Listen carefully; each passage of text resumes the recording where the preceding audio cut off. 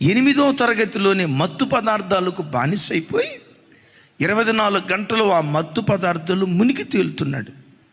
తల్లిదండ్రులకు తెలిసేసరికి ఆలస్యమైందట.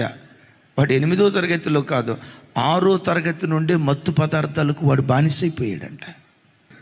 ఇక వీడిని ఇట్లాగే స్కూల్కి పంపిస్తే వీడు చచ్చిపోతాడు. మత్తు పదార్థాలకు బానిసై ఊపిరితిత్తులు పాడైపోయి వీడు చచ్చిపోతాడు అని చెప్పి తల్లిదండ్రులు ఏం చేశారో తెలుసా? స్కూల్ బలవంతంగా మాన్పించి, అయితే వాడి లోపల ఉన్న వ్యసనపు మనసు చావలా.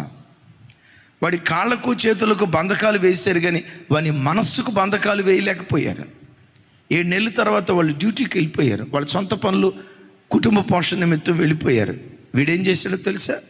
ఆ మత్తు పదార్థాలు తెచ్చుకొని తల్లి తండ్రి లేని పరిస్థితిలో త్రాగి, ఆ త్రాగిన మత్తులో 8వ తరగతి చదువుతున్న చిన్న బిడ్డ అదే ఇంటిలో మత్తు పదార్థాలు లేకుండా నేను బ్రతకలేను,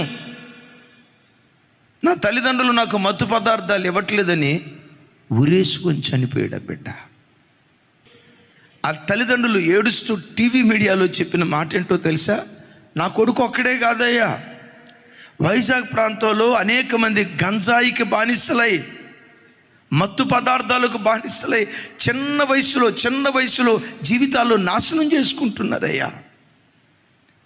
నా పిల్లలకు పట్టిన గతి ఇంకెవరికి పట్టకూడదని చెప్పి టీవీ మీడియాలో ప్రజలందరికీ తెలిసేటట్లుగా వాళ్ళు మాట్లాడారు.